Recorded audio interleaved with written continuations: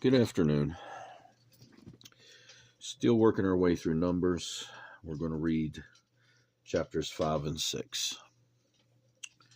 Chapter 5.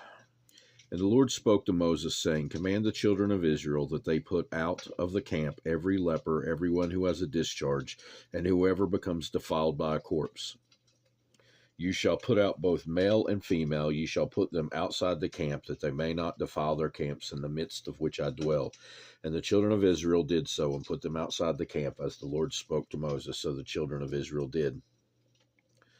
Then the Lord spoke to Moses, saying, Speak to the children of Israel, when a man or woman commits any sin that men commit in unfaithfulness against the Lord, and then that person is guilty, then he shall confess the sin which he has committed. He shall make restitution for his trespass in full, plus 1/5 of it, and give it to the one he has wronged. But if the man has no relatives to whom restitution may be made for the wrong, the restitution for the wrong must go to the Lord for the priest, in addition to the ram of the atonement, with which atonement is made for him. Every offering of all holy things of the children of Israel, which they bring to the priest, shall be his, and every man's holy things shall be his. Whatever any man gives the priest shall be his.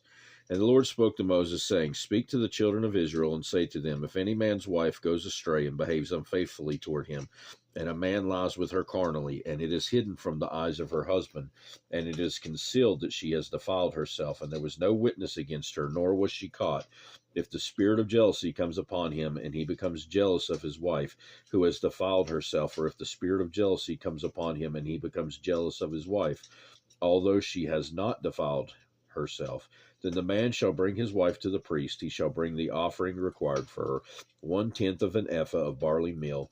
He shall pour no oil on it and put no frankincense on it, because it is a grain offering of jealousy, an offering for remembering, for bringing iniquity to remembrance. And the priest shall bring her near and set her before the Lord. The priest shall take holy water in an earthen vessel, and take some of the dust that is on the floor of the tabernacle, and put it into the water. Then the priest shall stand the woman before the Lord, uncover the woman's head, and put the offering for remembering in her hands, which is the grain offering of jealousy. And the priest shall have in his hand the bitter water, and bring a curse. And the priest shall put her under oath, and say to the woman, If no man has lain with you, and if you have not gone astray to uncleanness while under your husband's authority, be free from the bitter water that brings a curse. But if you have gone astray while under your husband's authority, and if you have defiled yourself, and some man other than your husband has lain with you, then the priest shall put the woman under the oath of the cursed, and he shall say to the woman, The Lord makes you a curse and an oath among your people. When the Lord makes your thigh rot and your belly swell, and may this water that causes the curse to go into your stomach, and make your belly swell and your thigh rot. Then the woman shall say, Amen, so be it. And the priest shall write these curses in a book, and he shall scrape them off into the bitter water, and he shall make a woman drink the bitter water that brings a curse, and the water that brings the curse shall enter her to become bitter. Then the priest shall take the grain offering of jealousy from the woman's hand, shall wave the offering before the Lord, and bring it to the altar. And the priest shall take a handful of the offering, as it is its memorial portion, burn it on the altar, and afterward make the woman drink the water. Then he has made her drink water. Then it shall be, if she has defiled herself and behaved unfaithfully toward her husband, that the water that brings a curse will enter her and become bitter, and her belly will swell, her thigh will rot, and the woman will become a curse among her people. But if the woman has not defiled herself and is clean, then she shall be free and may conceive children.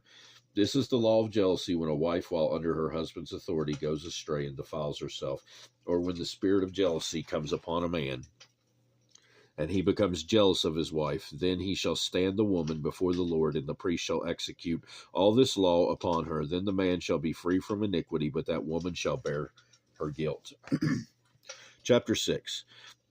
Then the Lord spoke to Moses, saying, Speak to the children of Israel, and say to them, When either a man or woman consecrates an offering to take the vow of a Nazarite, to separate himself to the Lord, he shall separate himself from wine and similar drink. He shall drink neither vinegar made from wine, nor vinegar made from similar drink, neither shall he drink any grape juice, nor eat fresh grapes or raisins. All the days of his separation he shall eat nothing that is produced by the grapevine, from seed to skin.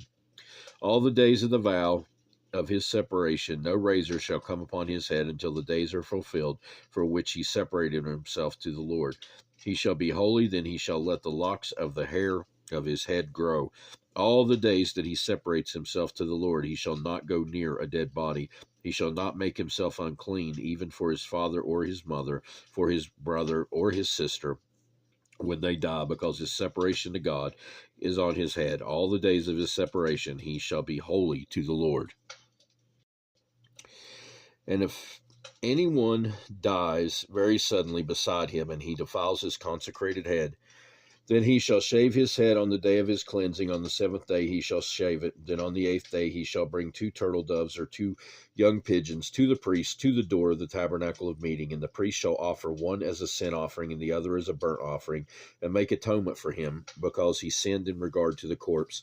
And he shall sanctify his head that same day. He shall consecrate to the Lord the day of his separation, and bring a male lamb in his first year as a trespass offering, but the former days shall be lost, because his separation was defiled. Now this is the law of the Nazarite. When the days of his separation are fulfilled, he shall be brought to the door of the tabernacle of meeting, and he shall present his offering to the Lord, 1 male lamb in its first year without blemish as a burnt offering, 1 ewe lamb in its first year without blemish as a sin offering, 1 ram without blemish as a peace offering, a basket of unleavened bread, cakes of fine flour mixed with oil, unleavened waters anointed with oil, and their grain offering with their drink offerings.